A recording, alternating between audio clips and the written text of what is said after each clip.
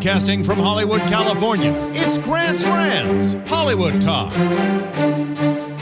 Janet Jackson is back on tour, but don't post it on Instagram. Burger King is not tempting us with the Black Halloween Whopper.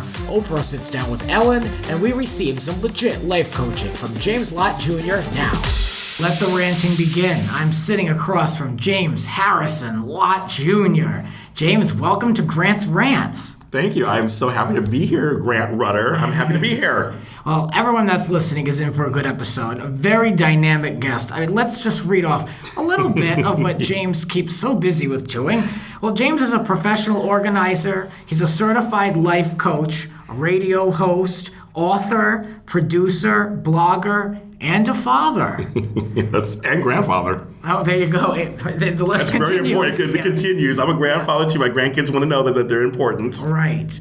So, God, I mean, there's just so much information that we can learn from you, and I really wanted to have you on because, you know, we know each other through AfterBuzz. Yes. We always like to say how we meet and all that. Yeah. But, I mean, you know, I learned really quickly that you have had quite a life. Yes, I have. Several lives. Yes. I'm on number 6, I think, right now. Wow. Number 6. And, you know, also, we'll touch upon it later in the episode, but you even had a time period where you reinvented your life. I did. So that is really something that I want to get into because that's kind of what the show is. You know, it's about the lives that we live wherever that may be. But, of course, we're talking on Hollywood Talk. Oh, yes. And you're a native Californian. Yes, I am. Los Angelian. Left, came back to Hollywood, and changed my life. There you go. That's something right there. Okay, there. Yes. And you're the first person that I've been interviewing on this show that's a native Californian. Yeah. It's not very common. I am first generation. Mm-hmm. Both my parents aren't from California. Neither of my grandparents have the grandparents from California. And my brothers and sisters were the first ones of my family from Los Angeles. Mm-hmm. Born here and raised here. Right. So it's not common. And LA went with me everywhere I went. When I lived in Sacramento, when I lived in San Francisco, when I went to New York, I mean, everywhere I went, LA was in me. Yeah, that's great. But I was open to the universe, of course, too. But just my upbringing here, just kind of the energy here and how things are done here, it stayed with me and kind of took me on my journey. Right. Well, let's talk about some hot topics. Yes. One of the hottest topics right now is Janet Jackson and her concert. Now, you mentioned earlier, before the show, that you listened to the album. Yes, I actually finally listened to the album about 2-3 days ago. And the album was admirable because it's Jimmy Jam and Terry Lewis. She's back with them. Smart move, girl. Yeah. Smart move. And the album actually, for someone who's around my age, and is coming back today with all the Rihannas and Demi Lovato's and stuff. She actually came back and put together a really good pop album. The music is really good. So it showed me like Jimmy Jam and Terry Lewis are still got it too. Yeah. My favorite song right now is called Should've Known Better. So if you don't want to hear the album, just want to hear the song. Its song is so good. I get to hear it in the clubs. It's going to be a really good club banger. But her vocals are just like she was 10, 15 years ago. Yeah, I sampled the album because I couldn't purchase it at the moment. But he lives in Hollywood, kids. He's trying to make a living. Yes. But, I really enjoyed a lot of the stuff. I was pleasantly surprised. I was wondering what direction she was going to go. Same here. And because, No Sleep, which I really like, but I'm like, that's not something that I really necessarily hear in the club, at least the album version. Yes. So I was like, I want to see where we're going to go with this, and I was not disappointed. No, the thing about Janet is, I always say, so here's my rant. Yes. Here's my rant. Her last albums were horrible because they were mostly just these sappy, no personality ballads and R&B tunes with one great dance song. That's it. Yeah, that's what I thought this was going to be. Me too. And I'm like, Janet, you excel when you do dance music and you actually do your slow songs actually mean something. So I was like, come on, girl, you can do it. You can just show these other girls how it's done. Mm-hmm. So this album, I was like, this is a good start. Yeah, I feel like she just came out of seclusion. But where's Janet? There's a whole big thing about that. Yeah. Yes. And she's coming out in this album. If you look on iTunes, I believe it's almost like 17, 18 tracks. I know a lot of music. And she hasn't anything else since 2008 or 2009.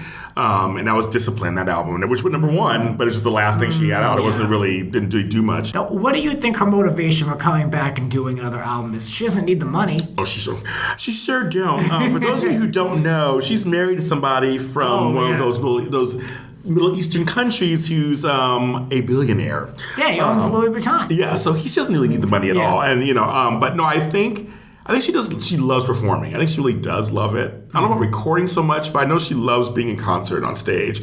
I've seen her live. I saw her Rhythm Nation tour back in 1990, and she was and she gives her 1,000%. And from what I've seen so far in new concerts, she gives 1,000%. Right. So I think more of it was like, I need something to support my touring habit, maybe. And so she went in that direction. Got to put out new music, obviously. Yeah. So the Jacksons like being in the spotlight. That's true. Well, let's talk about that. Yes, the Jacksons, the family themselves. I mean, first of all, we could just, this could be the whole rest of the podcast. I know. There's too many to talk about. I can't keep track of them all. But they certainly remain relevant, don't they? Yes, they do. Yes, they do.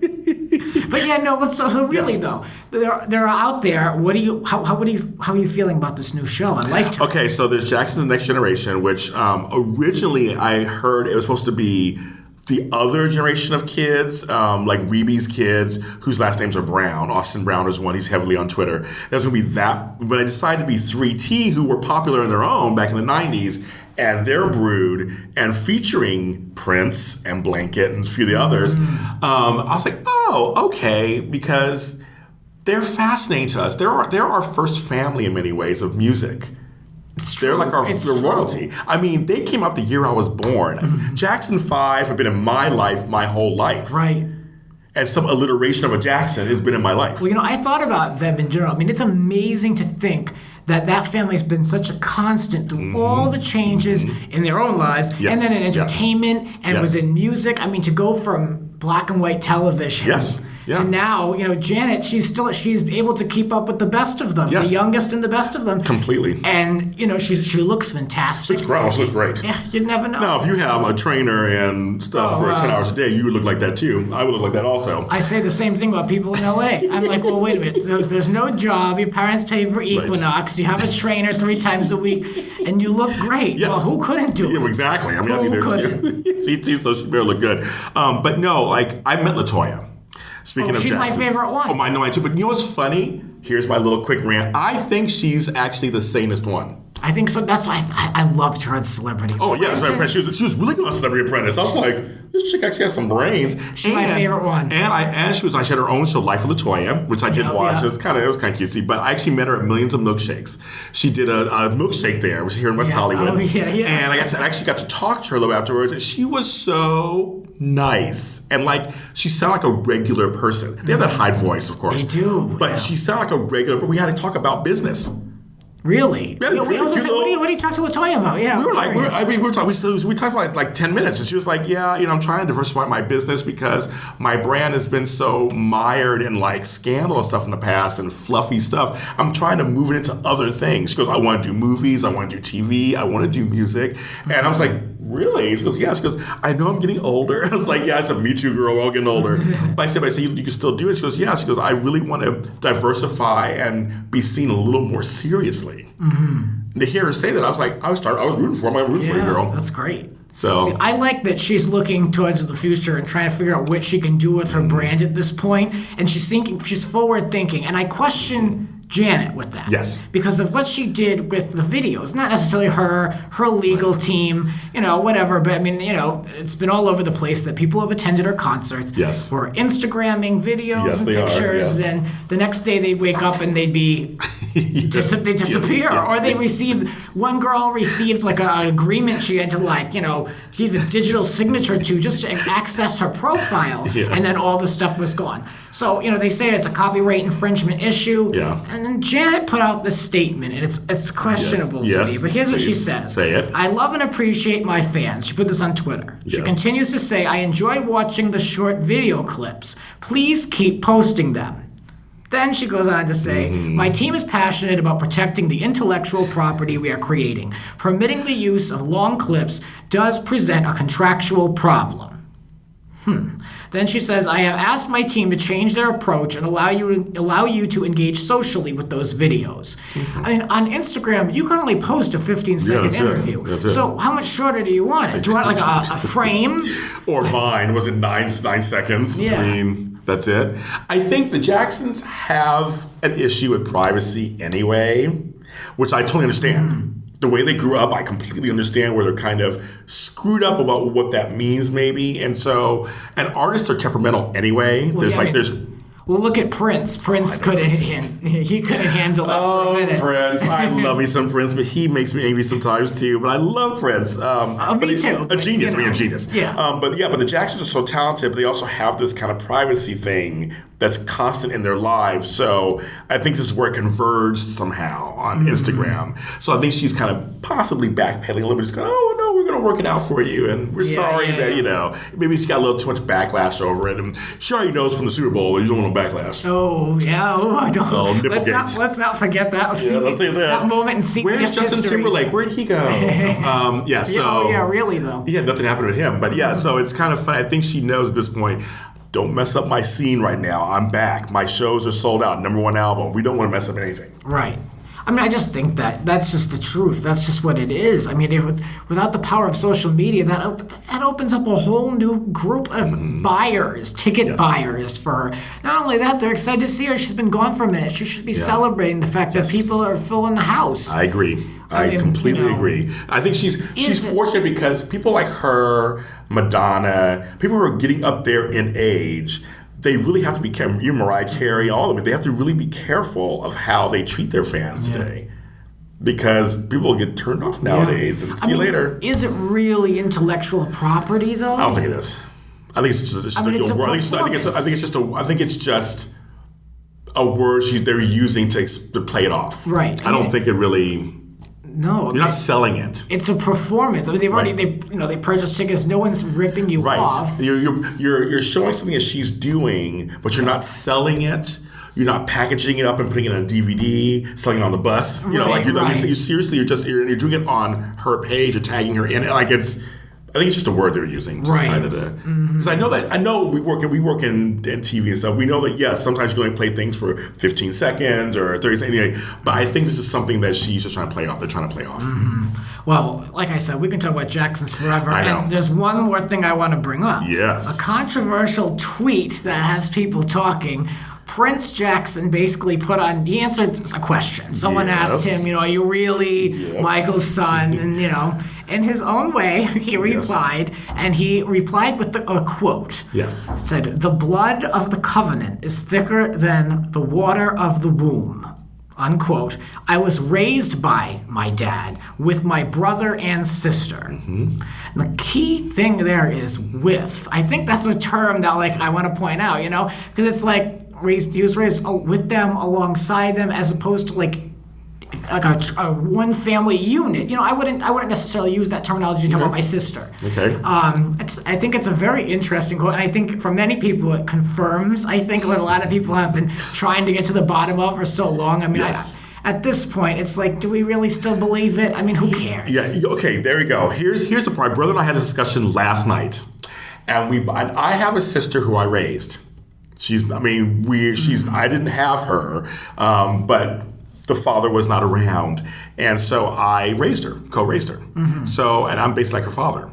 So I kind of give it a sense, she's not mine from my loins, but who's to say that she's not mine? So for them, I get to this point, they believe that Michael was their father.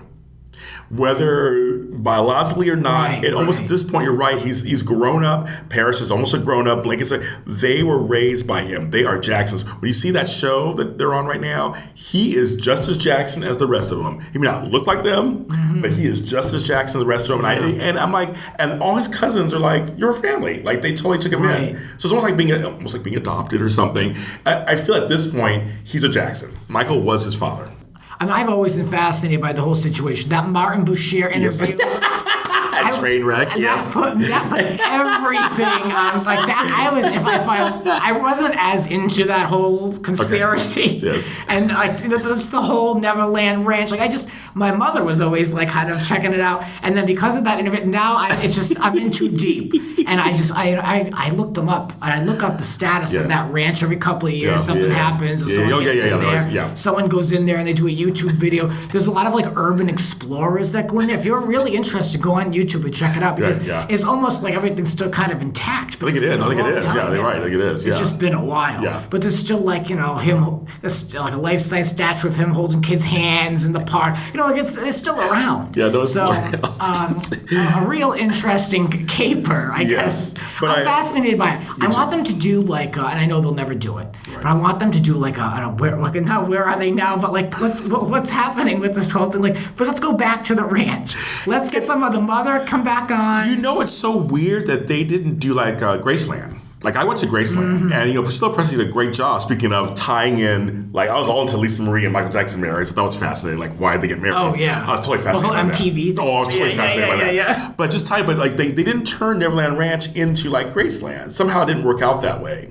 That's fascinating. Why didn't they do that? And I have a feeling it's that family because they're so kind of screwy. They couldn't pull it together well, they want the money from the estate. They're not going to make a museum out of it. But look how Graceland. He was broke when Elvis was broke when he died. Right. And it's now a multi-million-dollar. I went there. Yeah. It's beautiful. I don't think they think long term like that. I mean, it's just that's business. I'm ranting again. So you got me ranting. I'm on your show and I'm actually ranting. But I mean, you're right. I mean, it's just the people that they're thinking of the quick money. They're not thinking of anything like that. But I mean, did he even lose that property? Wasn't that property lost? I think that those lawyers owned it, or it's like something was something really weird that it was not really he was in debt. He was totally in debt.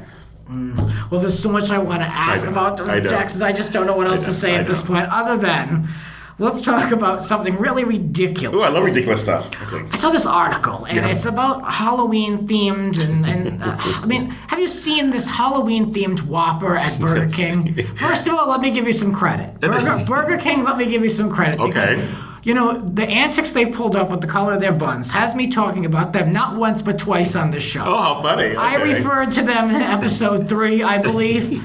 And it's like, here we go again. So they're getting press. I mean, it's like, when have you been to a Burger King? I haven't been in years. Me neither. All I remember is like that really, really homely tile that's supposed to look like wood in all the Burger Kings. Yes. Like the wood paneling.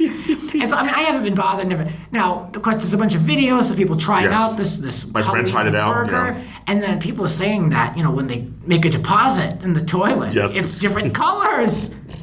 Is this something? Are you in the Halloween spirit, James? It reminds me when I was a kid, I told my mother I wanted green eggs and ham for real. I want green eggs and ham for real. So she made with food coloring and stuff. I ate green ham. Disgusting. Yeah. And when I thought about it, I was like, this is really disgusting looking. So when I saw this bun, I was like, this time black is not beautiful. Thank you, everybody. Good night. I just thought it's such a weird. I was like, it's such a weird thing. At first, I was like, it's kind of a cool idea, maybe. And again, brought press to Burger King. Like Burger King, I've been there a long time because Carl's Jr. is making all the noise. Right. And I saw it, I said, oh, okay, but it didn't look appetizing when they explained how they make it. And I was like, I'm like, ooh. I'm like, no thanks. Yeah. I mean, they're saying that it's the A1 sauce, which I love A1 sauce. They're saying that's what makes the bun black, but I don't know. I don't know either. I doubt that. I mean, why would they've been using food coloring for years? Why stop now? Exactly. Because I just said A1 sauce. I'm like, I love A1 sauce, especially when I don't eat burgers anymore. When I used to eat burgers, I liked A1 sauce on my burgers more than ketchup. But I thought in a bun though, it didn't sound appetizing to me at all. So when I saw it, I was like, okay, no thanks for me. Let's talk about a rebranding of a certain network that we both have a similar. We both rolled our eyes. I don't know anyone that's about this. ABC Family, been around for as long as I can remember. Yeah. Good programming. Good programming. Probably more relevant than ever. They're more relevant than ABC. Like its parent company. Yes. I mean, they've got great young demos of people watching those shows. Yes, they do. The Diary of the Slutty American Teenager was on for a while. I mean, all type of shows. Pretty Little Liars. Yeah. My show, Younger. I love Younger. That's my show. I watched that other show. What was that? Was it Alexander Kevin Network? That one too. Alexander Trento, the Double show. Oh, yeah. Chuck Pratt wrote the show. Yes, I'm thinking, oh my god, that's up. I know what you're talking about. But yes. Good programming, and Sutton, hers the character's name. Yes. If you know, you know. If you don't, who cares? But really, I think it's like maybe it's not doing that well, and they have to rebrand. But I mean, look, they're even coming up with unscripted programming for this network, so it's really valuable to them. So now it's going from ABC Family to this awful name. I know. God. what is it called? Freeform. Freeform. Freeform. Okay. Oh, is that like an engineering network? I thought it was like some art thing or some interpretive dance number. I'm like, Freeform. I'm like, Construction site? Like, I'm trying to think of right. Like what when they were sitting around the table and they were thinking of let's throw some names out there. Freeform came to mind, and people said, yes, that's it. That's it. Freeform. I feel like they explain it as they want the demographic to be like from first kiss to first kid. The Becomers. The Becomers. Yeah. Oh, well, I don't know about that. I don't know about that name either. My eyes are rolling, people. You can't see it, but just you can hear our eyes are rolling. We're ranting.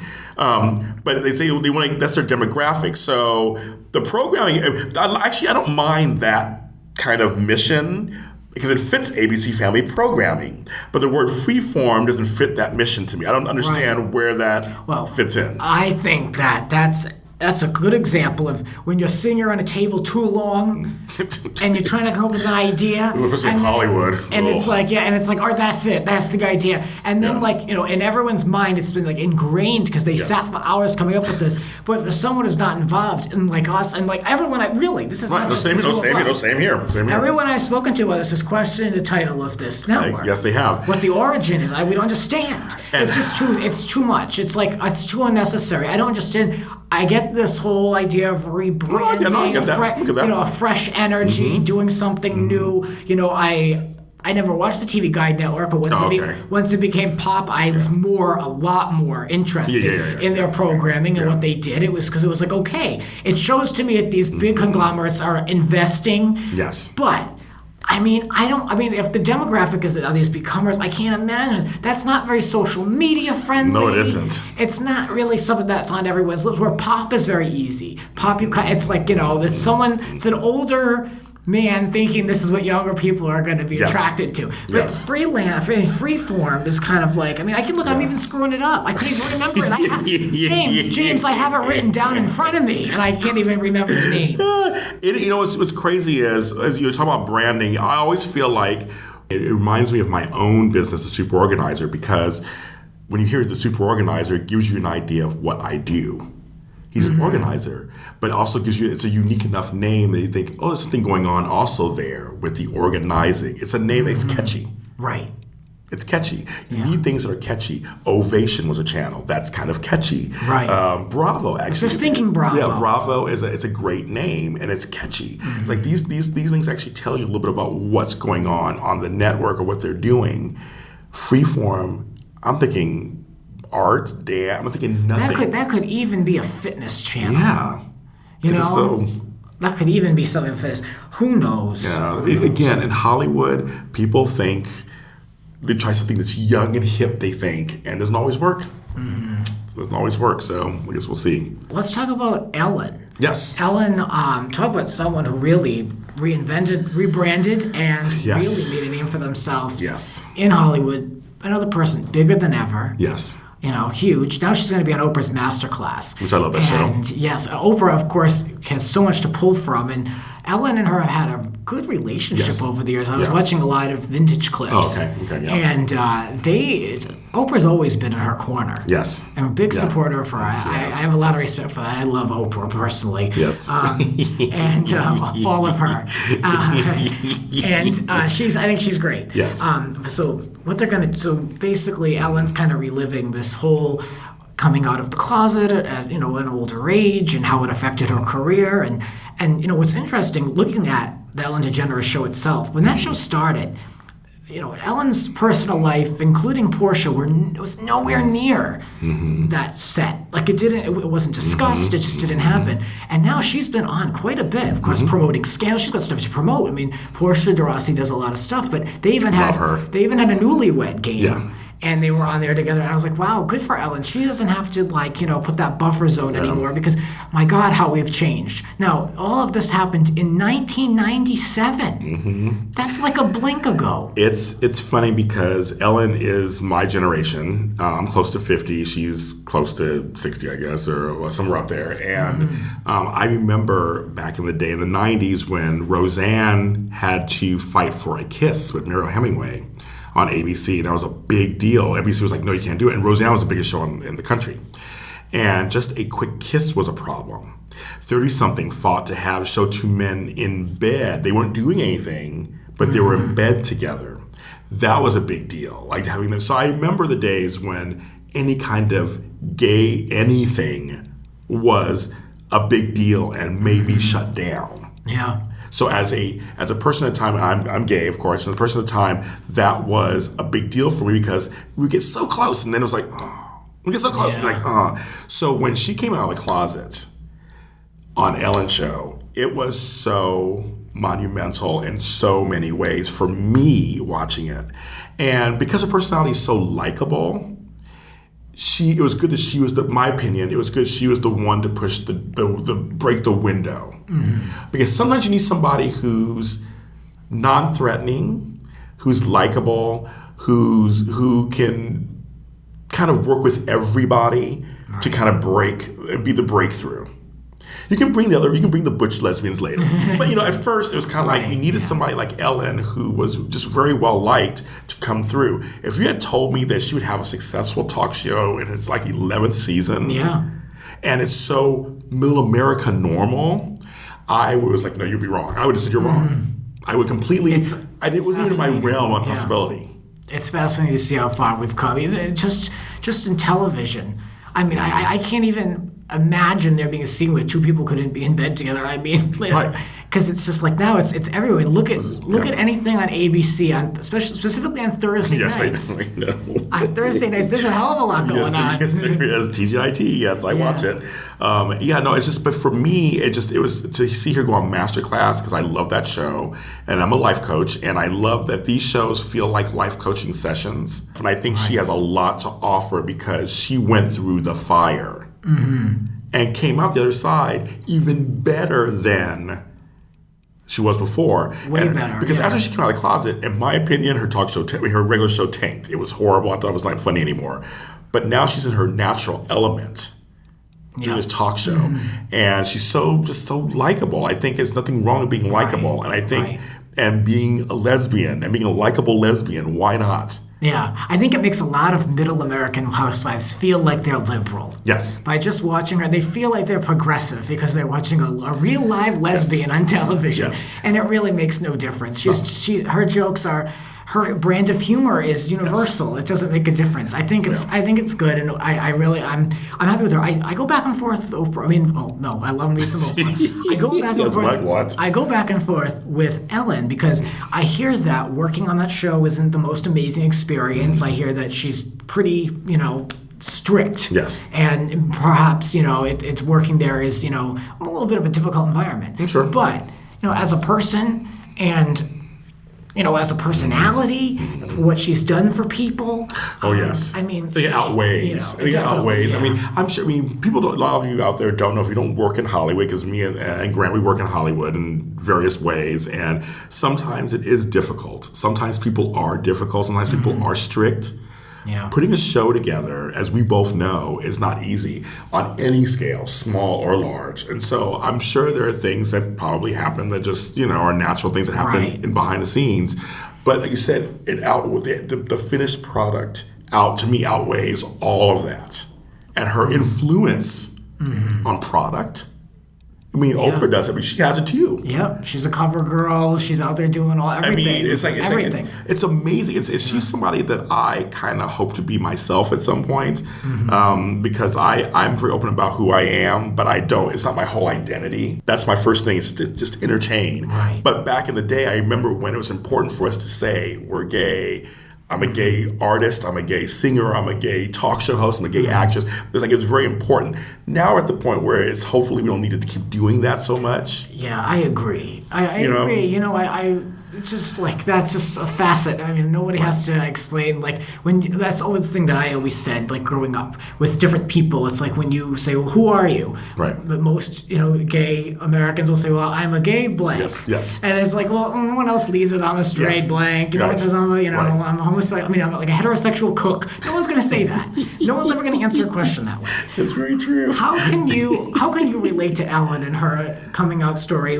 And, she was a specific age. Yes. Made that announcement. That's why I agree with that, because I know what it's like to be in a position where you're kind of in the closet. I've been in the closet at jobs back then. Because back then you could be discriminated against, you could be fired, you could be harassed, and have no real legal recourse. And so I know what that feels like. And so when I finally, around the time she came out, I kind of came out to a job also. It was really funny. It was like just around the same couple of years, and I became a manager of that place. I'm not going to name the place right now because I don't want to get them whatever, but it's the place I worked at, and it really did. They were like, "Wow, James does a good job." Like it was almost like Ellen. I could relate to her. It was like, "But he's good. Just happens now we know he's gay." Like, okay, now okay, and so I was able to be freer. I think I did a better job because now I wasn't hiding stuff. Right. Or censoring myself all the time. It's a lot of work. It's a lot of work. Yeah, I imagine so. And for her too, I'm sure for her too, the same way. I'm sure taking roles. That was one movie, Mr. Wrong, that Ellen did. Okay, it's like I'm sure it was hard and tough. And then now she can do whatever she wants. It's just fascinating. You mentioned how you didn't have any legal recourse.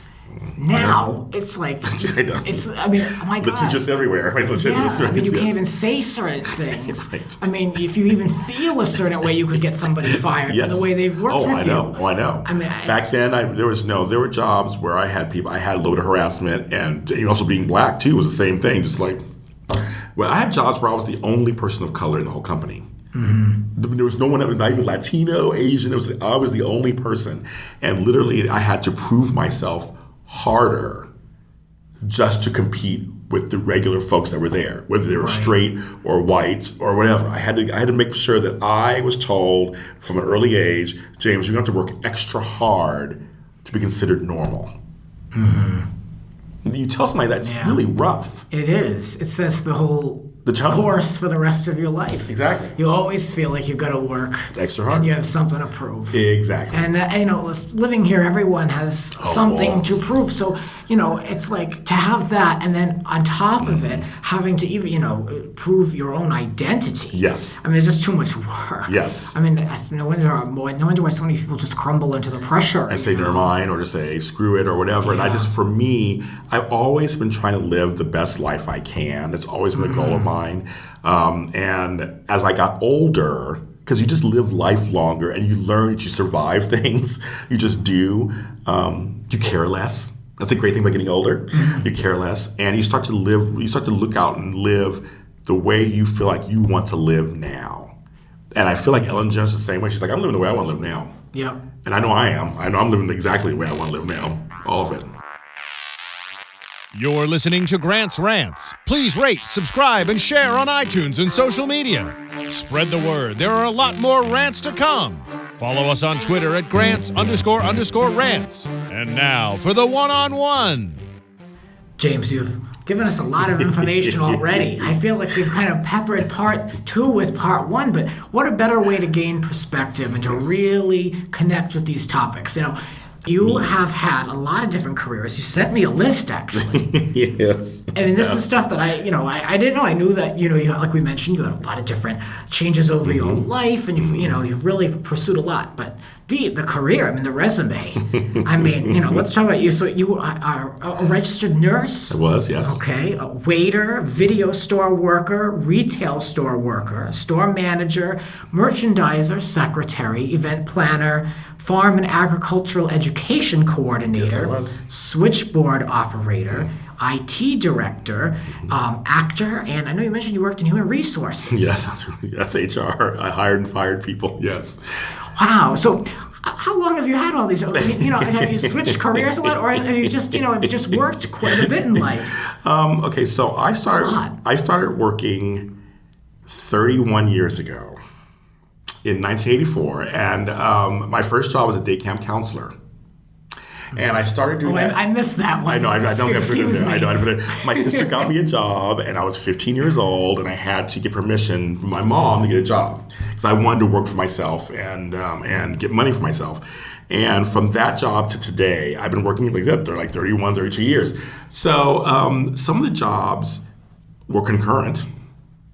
When you live in San Francisco, I lived in San Francisco for 16 years. It's a very expensive city. Very expensive city. And there were times I had 2 or 3 jobs at one time. So I'd be merchandising a window 3 days a week. Then I'd be waiting tables 4 nights a week, and then I'd be doing the IT specialist stuff, twice a week. Okay. I mean, there's times where a couple of those did overlap, and those jobs would last 5 years each. I mean, they would last for a while. But the other ones, they were definitely. I was doing food service and video store stuff while I was going to nursing school. Okay. Then you're a great example of a hustler. Yeah, I am. And that's what this show is about. I mean, it's true. There's more than one way to skin a cat. And there's so much stuff that you have to constantly be working on. So that's why you have so much going on presently. You don't know any different. I don't. It's funny. And that's great. It's funny you say that. People always say to me, how do you multitask? I go, I've been doing it my whole life. Yeah. Like, seriously, I've been doing it my whole life. I think I'm predisposed, I can get the word out. I just can do it. Yeah, or we'd be lost without having so many responsibilities. Maybe. I feel like I would be. I mean, it's like just to be able to like flex that muscle and keep things moving and to have something to really offer. Like, that's always been my thing. I need to do more than just a job. There you go. Yes. I need to have something to offer the world. Stimulation.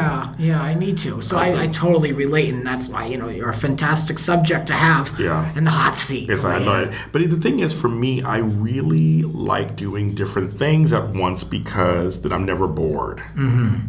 That when I wake up every morning, my day is different than the day before. That's actually magical when you think about it. Because a lot of people, it's the same. Okay, I'm not gonna cuss. Same stuff, different day. Yeah, I mean, it's true. I've had those jobs. I've had jobs where my stomach hurt because I had to go into the same job, look at that same computer with that same stack of papers that I had to go through every day. And there was nothing different. Every day was the same thing. I did a job for 6 years. That was just the same crap. Now, every day, I have maybe a video shoot in the morning, organizing a client in the afternoon. Then the next day I have 2 TV shows to do, and then a radio. It's totally everything is a life coaching client, and I'm helping. And it's very different every day. But I'm actually getting paid to do it, or I'm having fun doing this, or it's my life now. Right. And has it taken a long time to be able to get that system flowing correctly, like the balance? Yes. Because sometimes it can be too much, and then sometimes it can be too little. Yes. Sometimes it's like you look around and you're kind of like, wait a minute, last week I did 7 things, today I have 3 things on Monday. What am I going to do for the rest of the week? Yes, it's true. Feast or famine. I changed my life 7 years ago at age 40. I had made a decision that I was not happy when I literally, talking about stomach hurting every day. My stomach was hurting. I would say trust your gut. I'm learning that. I know I'm deadly serious. Yeah. My gut was screaming at me, literally. And I was like, this really hurts. And I couldn't, anything I would take, it didn't help it. And so I said, I should look at what's going on in my life. And it was my job at the time. I wasn't working my passion. I was doing something for somebody else who didn't appreciate it. We've all been there. Yeah. We've all been in those jobs. And I was like, I'm in a city I'm tired of. I need to do something. And literally, my bosses paved the way. Won't say their names, and they're not in the business anymore anyway. But they told me in a meeting that they could treat me however they wanted to because I'm lucky to have a job in this economy. This was back in 2008. Okay. 7 or 8. And I was like, no, I don't. No. And I'm telling you something. I'm saying this number not to brag, but this is to give you an idea of, my grandma used to always say, not all money is good money. I was making about $100,000 a year. That included benefits and everything. And I hated my job. Living in a city that I was there for 16 years. I had great roommates, but I was done. My kids were grown. I was done. I packed up and changed everything. I mean, it was a ballsy move back in 2008. It's like it was not, the economy was not doing well. But I looked at it as my health, my well-being, my mental health comes first. I will figure out the monetary part. I can totally relate to this. And in every single way, you do what you got to do before you go under, Yeah. And it's like, God willing, things will fall into place, but you have to have that faith and you have to take that leap. I can't imagine not. Yeah. I can't imagine not, because what is the purpose? You have to fight for the privilege of living. I see. Okay, I like that. I love that statement because to me, someone asked me, well, I deserve. I'm like, no, you don't deserve anything. No. we're fortunate to be here. So what I try to do is try to make the most of my time here. Because I'm here for a reason. Obviously, I'm alive still. It could end tomorrow. But right now, I'm alive. I'm going to work it out. And so changing my life and changing my location, changing my job situation, changing my brain matter, that was all very important. And I didn't care what was going to happen. I had to do it. Right. That's when you know, when it's like in every fiber of your being, that's when you know you're doing the right thing. Mm-hmm. It may not look like it on paper. Not at first. A third party might think you're crazy, but I had a similar experience moving out here. And I go through similar experiences even now, where you question, where things are, where you're supposed to be, what you're supposed to be doing. And, for me, it always kind of starts off with like a little idea, and then it gets so big that I can't ignore it anymore. And then I have to address it. That's me too. Mm-hmm. The thing, here's the thing, folks, about Hollywood and about LA in general. It's set up for you to actually not make it. That's my opinion. It's set up in a way because here you can have 8 million meetings, things in development for 100 years, and just people just not on your side, and weather and traffic, and it's set up out here so that you don't really make it. So the ones that are like us who are in the business and we're still doing it, to me, we've made it. We've survived where so many people have had to walk away. Mm-hmm. Yeah, it's true. It is. It shouldn't be that way, but it's survival of the fittest in many ways. It is. And people always tell me, they're always surprised by me because how nice I am, because like even with you, Grant, I believe in supporting my friends in their ventures. You don't get that a lot. I mean, I will retweet my friends' stuff. I will share things on Facebook, and you know this, I do it all the time. I'll give shout outs. I believe that there's room for all of us. We're being set up to fight against each other, and because there's supposed to be one slot, and that's it. That's not true. There are 2 or 3 or 5 slots. You can make a slot. Right. Why are we all fighting for that one? We should all be trying to just bring it together and make room so that we all work it out. I agree. That's my philosophy.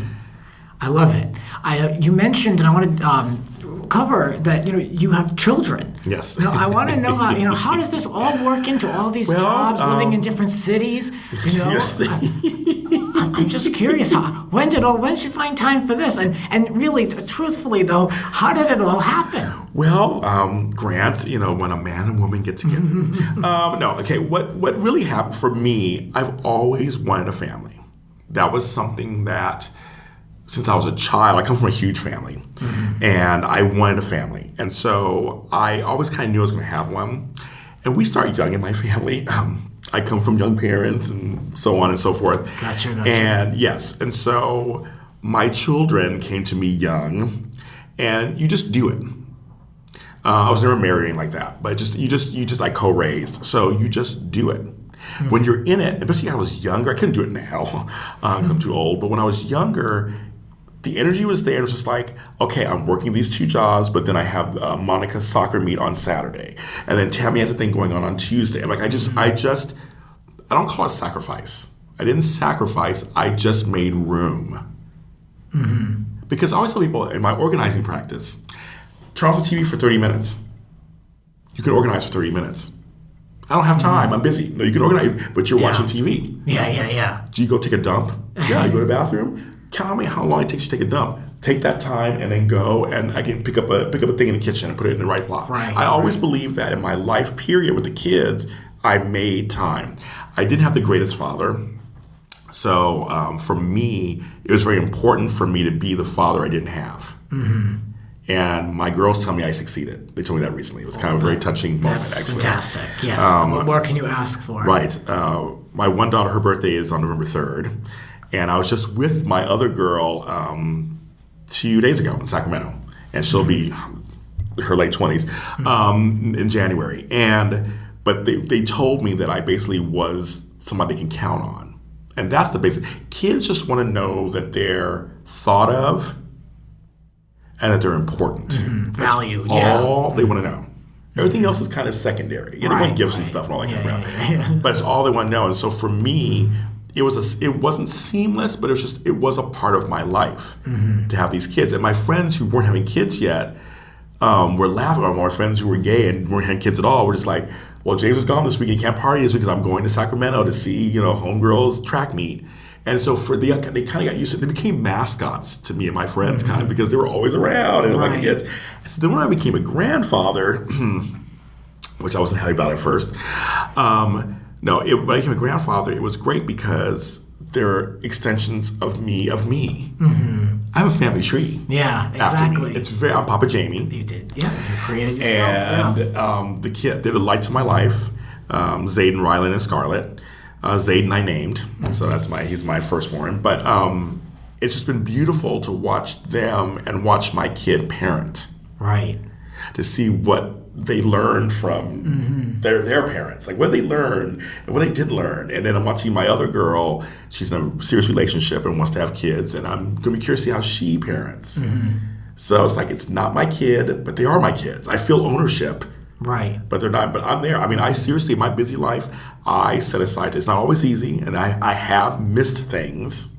You're not perfect. You do the best you can, but you're just in it. So for me, I make time for them. Let's talk a little bit about the life coaching side. Yes, my favorite James. thing. Yes. Yeah, and I want to know, basically, and this is a good question for people that work in the business too, or anyone that works long hours, teachers, nurses, whoever. When what do you recommend when it comes to having to really try to fit things in when you work very long days and the last thing you feel like doing is hanging up shirts or getting things done? How do you manage to just to get the bathroom clean and go to the bank and get gas? This is something that I really struggle with because when I'm checked out of a long day of work, the thought process of even having to go and pump gas and go in and have to swipe the card kills me. Yes. What do you recommend for people just to be able to manage their time and maximize their day when they're tapped out? Yes, I'm a big believer of time management, proper time management, and I think that's key. Trust me when I say this to you, when you have an organized life, you have a better life, you actually work smarter, not harder. It's actually so true. Mm-hmm. And one of the things that I always look at is I look at the schedule. I'm a big person of writing things down. I think I see you are too. I have pads. I write things down. And so I get a calendar. I look at that calendar, and I suggest to people, look at the calendar. Just pick a week. Mm-hmm. Find a day that you can really sit down and try to map things out. Not a day when you worked 12 hours. Right. Because then you don't want to do anything. So I'm a realist. I'm like, screw that noise. Okay, you have a day you only work 6 hours? Okay, then schedule in a couple of hours to get yourself organized. Mm-hmm. To really sit and think about systems that will work for you. And another thing you say in your Super Organizer radio show that my mother has told me for years is that everything has a place. Yes.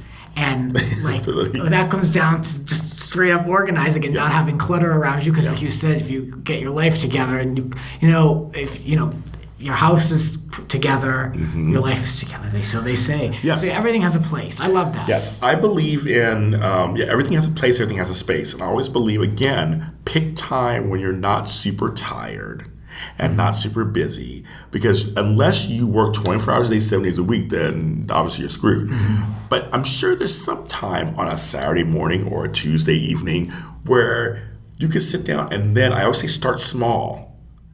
Start with a drawer. Start with a piece of the closet. Start with a tabletop. Yeah. And work your way there. Start scheduling it in and to start just organizing it. Yeah. And once you start placing it where it needs to be, you just trust me, when you look for something, they say it's about 17 minutes you're looking for something on average. It cuts it down. You know where the scissors are. You know where the keys are. When you get home from work, have a spot where the keys and the wallet go. Right. I do. And throw it there, and that's where it always is. And you always know. See, my problem is when you were saying start with the tabletop, start with a section of the closet. I can't stop. Once I get going, it's like, well, if I just dust that, then that's completely done. Well, if I start with the coats, then I should probably move on to the shoes, and then before I know it, it's 2 a.m. and I'm organizing the closet on a Friday night. And I mean, I love it. That's how I was brought up, and I can't undo it. I just love doing it. It just is what it is. But to transition to the organizing side of life for you and the advice that you have with that. What are some common mistakes you see in your practices that most people just trip up on? What kills me is spacing. I'll go and go, James, I can't fit all my clothes in this chest of drawers. You look at the top two, people normally go to where either eye level or near eye level. So the top two drawers of a 4-drawer dresser will be packed to the gills. The bottom two will have a sock in it. Yeah. Well, there you go. There's your space.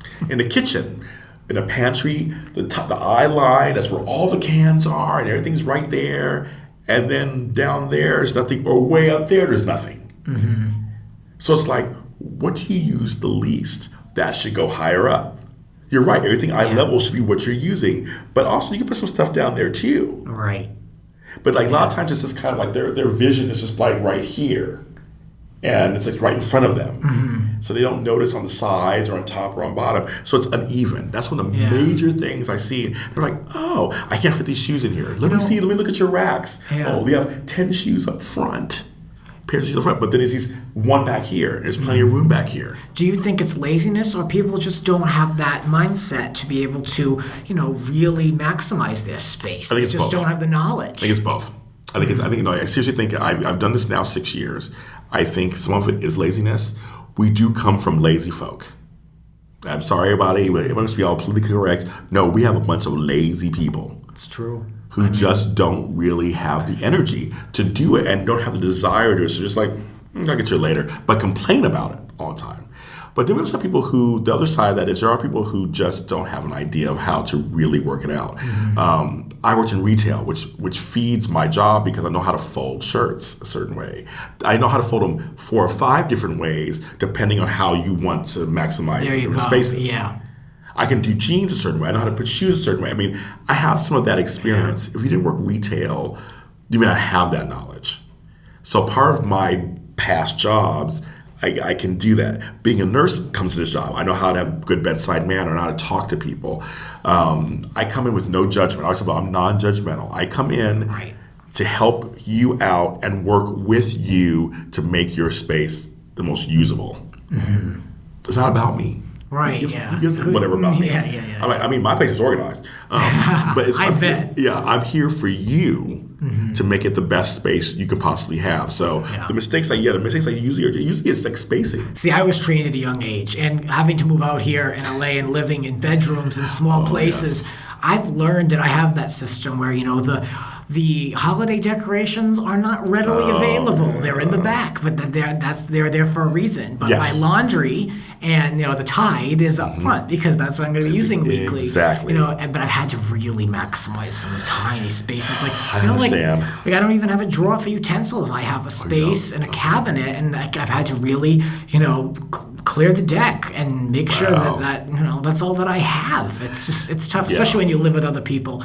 Someday I'll have my own drawer for my utensils, and that will be an accomplishment. We will talk about on my show how you about your drawer utensils. No, it's funny because I lived in studio apartments, efficiencies, some they called, where I really didn't have a kitchen. I don't know how anyone can do that. I did it. I was in my 20s, and I did it for a couple of years, and it actually was kind of fun. When you're in your 20s, well, for me, when I was 20, everything was fun. But I had to learn how to maximize space too, because it's one of those things where you get too much stuff in there, you can't even live in there. Like you literally can't live in there. You can't move around. So I did learn it. But organizing, it's a passion of mine.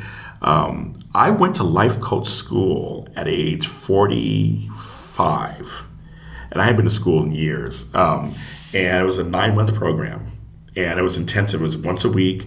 And this giant book, and when they started us with coaching from center is what they call it, knowing who you are first before you even help anybody else, and that transformed my life. And I took this course, I passed, I got letters after my name, and I love it. It's just it all works together for me. In Hollywood, it works for me. In dealing with other co-hosts, it helps me deal with scheduling. I book my own guests, like you do. And booking.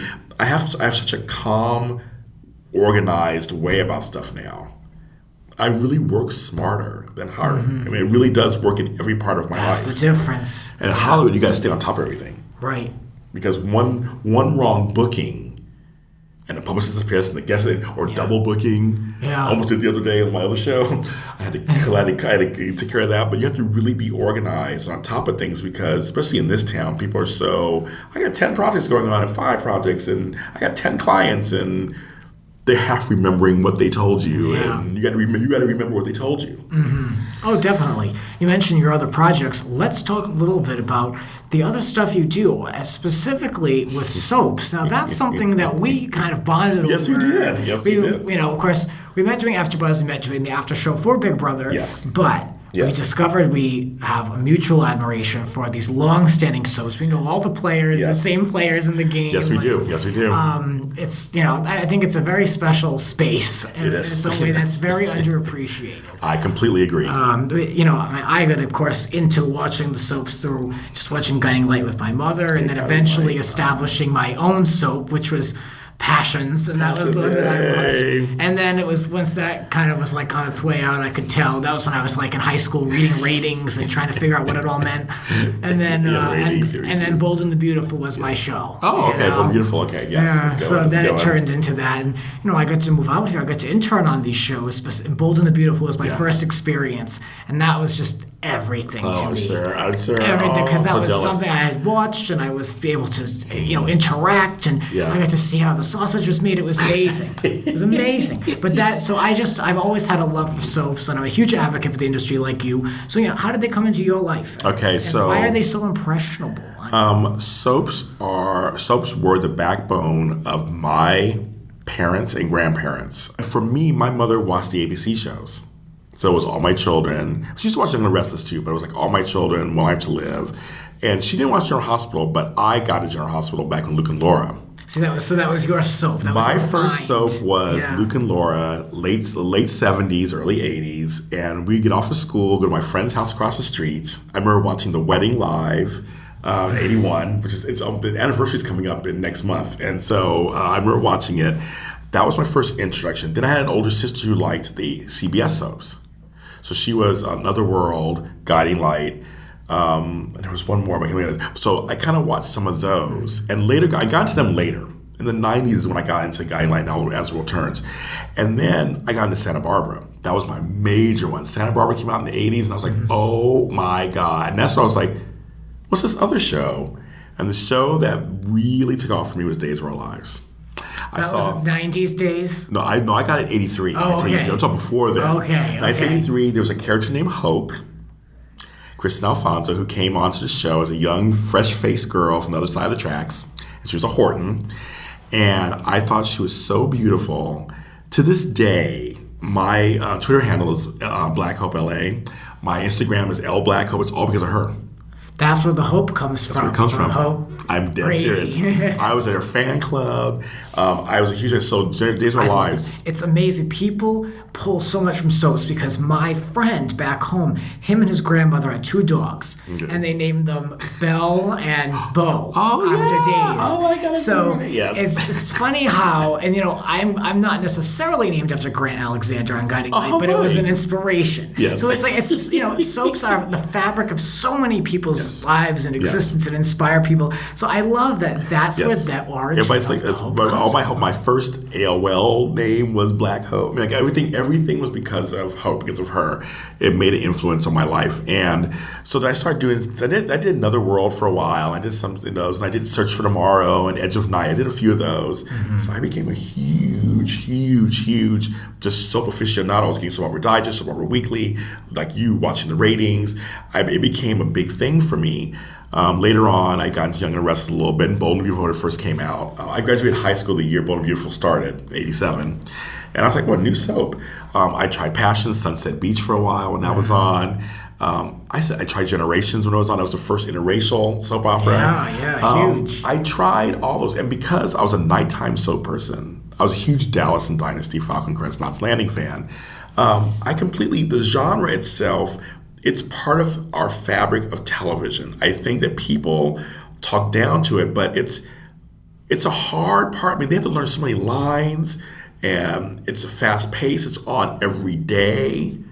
It's like it's true. It's a lot of people you don't understand. People don't understand that a lot of people you're watching now in movies came from soaps. That's it. It's Morgan like Freeman, the original Julianne Moore, launching pad. Right. Yep. It really was. I mean, Julianne Moore played twins, Franny and Sabrina on As the World Turns. She was the bomb. And when the show was going off the air, she went back. I know. Very classy. It was like very classy. And but the whole thing is soaps are the stepchildren of the industry, and it's like it needs to not be because they really are part. I mean, in other countries, telenovelas are huge. I know it's a fascinating idea, right? That here they're just so underappreciated. At nighttime, every show has a storyline arc now. Empire, Grey's Anatomy, Law and Order. I mean, it permeates every single thing. Sex and the City, Desperate Housewives. They're all everything.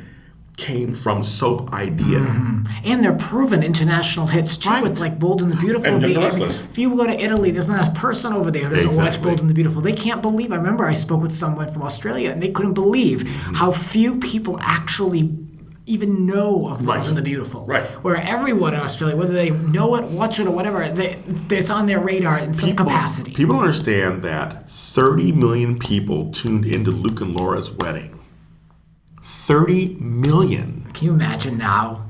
They can't. I mean, it's just amazing. Yeah. I mean, just like nighttime shows can't even barely get 10 or 12 million a week, and those are hits. We were getting 30 million. I was one of those 30 million. Yeah. That's how influential. They were on the cover of Time magazine and Newsweek. I mean, it was like a big deal. Elizabeth Taylor came on. Right. I mean, I know that was crazy. They're still not, though, as dead as the media wants you to believe. They tried it, didn't they? They canceled, 4 or 5 soaps in the last, over a 2-year period? Yeah, I mean, they tried, but it's like, if you look at the ratings for The Young and the Restless, they're pretty competitive. Yes, they are. Still number one. To say they've got a shy of 5 million or 4 million people watching in the daytime, and this is like live. 11:30. This is like, people watching live, CBS Live, and that's there's definitely power there. And you know what? Online soaps get hits. People are searching. They're still super relevant. The soap opera is not dead, and it drives me crazy. Rant it. It just drives me crazy when everyone's like, "Oh, it's over." It was even on anymore. Didn't that get canceled? And it's like, no, they're still there. And like the thing that gets me the most, that's people who work in this business, these are network shows. This isn't some distant cable network, some little guy that's in a couple hundred markets. I mean, these you can turn on ABC in any waiting room you're in, it'll be there. Yes. The show they're there and they're relevant. Yes. Days of Our Lives is just about to celebrate its 50th anniversary in 2 weeks. And we're actually involved. I do Dish and Days, which is a Days of Our Lives after show on AfterBuzz TV. I'm one of the hosts on there, and we're involved in 4 or 5 different events coming up. They haven't had that much press. They're starting to get People Magazine. They're People Magazine right this week, but it's NBC's flagship only soap, and they're barely getting. So our show, we get the guests on our show because they're like, there's nowhere else to go. That's Come awful. on. Yeah. It's awful. Yeah. I also do the General Hospital show for AfterBuzz called GH Report. And they really have no publicity. They don't. They don't. They really have none. So I have my first guest coming. He plays Dylan Quartermain. He's coming on in 2 weeks. As we get the ball rolling, because they really have nowhere else to go. I mean, it's come on, kids. I mean, there's online things here and there and interview things, but there's no television things where they can go to be seen. Yeah. Interact with hosts and fans. That's what we provide at AfterBuzz TV, and so I'm really excited to do. I call it our Sunday Soap Block. I'm in pre-production for a Young and the Restless show called Restless Wrap Up. So we're thinking about that one. And then Bold and Beautiful is something that's also in the kind of after that. I'd love to have all 4 shows on AfterBuzz TV on Sundays. That's fantastic. What else are you doing that you want to promote while you're here? Yes. Okay, so I have a collaboration with the guys at DeGeneres Radio in Florida. We're actually doing a pilot for a paranormal series. We're going to feature my house in Pittsburgh, Pennsylvania. I'm going to be the subject of the first one. And then I actually joined on as a full-time cast member. So it'll be 5 guys from Florida. I was like, and then it'll be me from Los Angeles. Must-see television. And we're shopping that around. Can't give away a name yet for that. We're working on that. Also, I have a web series I'm working on right now called The Really Quick James Lott Jr. Show. And right now I'm in the middle of filming it. And basically it's me showcasing very interesting people in Los Angeles doing interesting things. My first one I did is with a beatboxer. Another one I have a magician. Another guy I have an Israeli rapper who sounds like Drake. It'd be crazy. So I'm gonna have really interesting people, and it's gonna be really fast and quick, like under 5-6 minutes. And it's a lot of fun filming it right now. It's a lot of fun doing that. I have my radio show, of course, that you just mentioned, Super Organized Universe Radio. It's on adrenalineradio.com. It's my show. I talk about organizing, and I have guests on that all the time from all walks of life. It's a good listen. It is. Thank you. I recommend checking it out because it's not just tips. It's not dry. It's not, by any means, just like getting your life together. It's really a three-dimensional show where there's a lot, that you learn about James more. I mean, it's like, it's definitely dynamic, and I recommend checking it out because I had it on and I expected to do like the things while I was listening, and I just sat and just listened to the whole show. I appreciate the kind words. Entertained, yes. That was that's my point. I didn't want to do an industry show. I didn't want to do let's talk about how folding towels. Like, I don't want to do that. I feel like it's the radio. You can't see me, so I have to really. And we do it live every Friday, and I have to really engage you. And I thought organizing affects everyone from every part of the world in every form of any kind of job or situation you're in. Whether you're a homemaker or working in the workforce, it affects you. You could be 15, you could be 7, you could be 75. So my show, I really want to reflect that. So please tune me in, because we talk about all kinds of stuff on there. We laugh. We're playing Halloween music this whole month as the bumpers, and we have good stuff. We have a good time, and it's just, I want everybody to know that we can all do this together. I don't have the secret magic. I mean, I'm not just some like magical unicorn that can, do this. We all can organize. Right. And sift through our lives. So that show's my baby. I love that show. And that's also based on my blog. Yes, I do write a blog, thesuperorganizer.com. And on that one, I give tips and doing things on that one. I love doing that blog. Love doing that blog. But I'm also working on a podcast for my life coaching arm. It's called A Lot of Help. I'll play on my name. I just registered all that. So I actually have 15 topics I'm going to talk about for about 20 minutes each. And it's going to be fun. It's going to be coming soon. But I'm very excited. People have been asking me, James, what about some life coaching tips that are not necessarily organizing related? Yeah. So I have some really good tips that I'm really excited to bring to everybody. I'm going to record that and release that sometime next year, of course. So that's great. I mean, there's a lot to look out for coming from James. I have all of his information listed in the information beneath this episode, so be sure to check that out. Absolutely. James, thank you for all the support with the show. Yes. I know you've listened to all the episodes. I have. You share it, you recommend it on Twitter, and I appreciate it. You are definitely a friend of the show, and I thank you for that. Thank you very much. And I have something for you. You guys can't see this, but I'm going to present him a bag or something, and he has to open it up and he can tell you what it is. So I always feel like it's fun. I'm thinking bottle of Smirnoff, kids.